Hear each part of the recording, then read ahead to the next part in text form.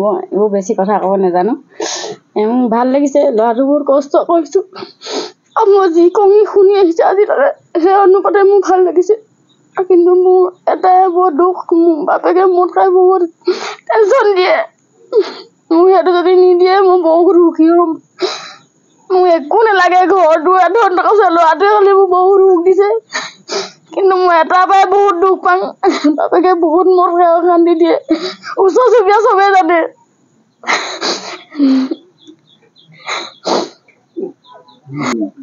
ল'ৰাটোক মই আজি পৰ্যন্তলৈকে মই যিটোকে কওঁ সেইটোকে শুনি আহিছে।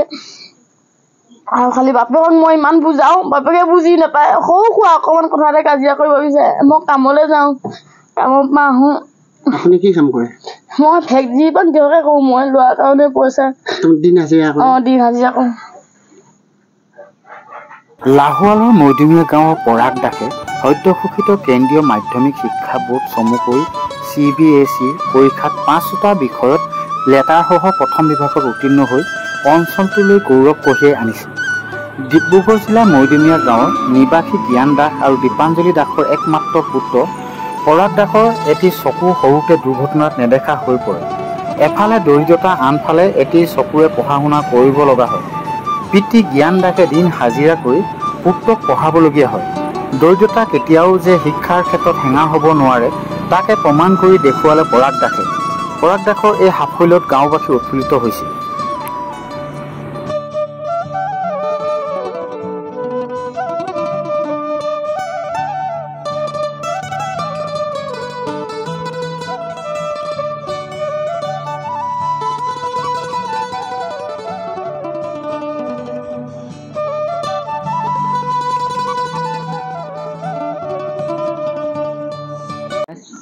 মোৰ নামটো পৰাগ দাস। মই গৌৰৱ অনুভৱ কৰোঁ। মই মোৰ মা দেউতাৰ আশা পূৰণ কৰিবলৈ আজি সক্ষম হৈছোঁ। লগতে মই মোৰ গাঁওবাসীসকলকো ধন্যবাদ জ্ঞাপন কৰিছোঁ। তেওঁলোকৰ আশীৰ্বাদতে মই আজি এয়া কৰিবলৈ সক্ষম হৈছোঁ। ভৱিষ্যতত মই অসম লোকসেৱা কৰিম বুলি আশা কৰিছোঁ। তুমি কিমান মাৰ্কছ কিহত কি পাইছিলা?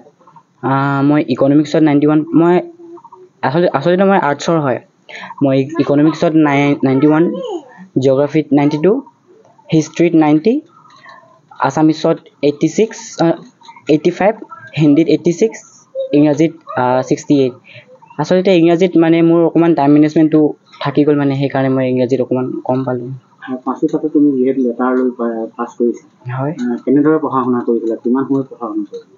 পঢ়া শুনা মই 7:30 বজাত ভাত খাই 9 বজাৰ পৰা 2:30 বা 1টালৈকে পঢ়া শুনা কৰিছিলোঁ।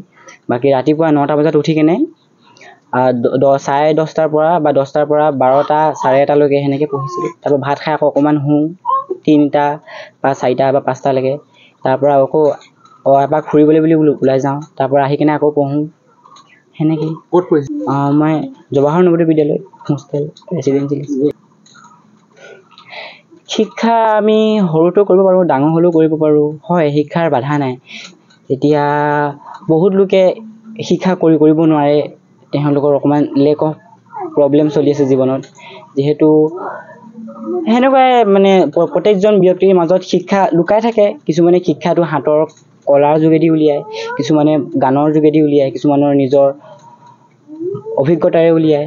সেয়ে ঠিক তেনেদৰে মই আজি পঢ়াৰ যোগেদি উলিয়াবলৈ সক্ষম হৈছোঁ। তুমি এতিয়া ক'ত এডমিশ্যন ল'ম বুলি ভাবিছা? মই CUT দিম বুলি ভাবিছোঁ। CUT পাছ কৰিলে ডিব্ৰুগড় ইউনিভাৰ্চিটি, আৰু স্পট এডমিশ্যনো পাৰি বোলে, সেনেকৈও চেষ্টা কৰি চাম। বাকী তাৰে প্ৰচেষ্টা চলাই আছোঁ। তোমাৰ আৰু এটা কথা, পঢ়াক লৈ হয় অলপ প্ৰব্লেম হয়। যেতিয়া নেকি মই পঢ়ি থাকোঁ মাজত ব্ৰেক ল'ব লাগে। এতিয়া কণ্টিনিউৱাছলি 1 আৱাৰ বা 1.5 আৱাৰ পঢ়িব নোৱাৰোঁ। এতিয়া হয়তো মই মাজত 5 মিনিটছ বা 10 মিনিটছ গ্ৰেপ ল'ব লাগে। তো সেনেকৈ লৈ মই পঢ়িছিলোঁ। বাকী লাইটৰ পোহৰ পালে অকণমান দিগদাৰ পৰে, ৰ'দত গ'লে অকণমান প্ৰব্লেম হয়। তেওঁলোকৰ মাক বাপেকে অকণমান যত্ন কৰিব লাগিব, কাৰণ মাক বাপেকৰ তলতেই ল'ৰা ছোৱালী। তো মাক বাপেকে ল'ৰা ছোৱালীৰ পৰা মোবাইলটো আঁতৰাই ৰাখিবলৈ যত্ন কৰিব লাগিব। আৰু সিহঁতক যাতে মোবাইলৰ পৰা বাহিৰে পৃথিৱীখন দেখাবলৈ চেষ্টা কৰিব লাগিব। যেনেকৈ মোবাইলৰ সলনি সাধু কথা ক'ব লাগিব, সাধুকথাৰ বাহিৰে বাতৰি কাকত পোৱা যায় বাতৰি কাকত পঢ়িবলৈ দিব পাৰি সৰু সুৰা বুক পাব্লিছ হয় যেনেকৈ ৰংমন ইত্যাদি বুক সেইবিলাক পঢ়িবলৈ দিব লাগে ডান্স ভাল পাৰোঁ নাচ মই ফাৰ্ষ্ট ইয়েৰত নাচিবলৈ গৈছিলোঁ গোলাঘাটত তাত নেশ্যনেল পাইছিলোঁ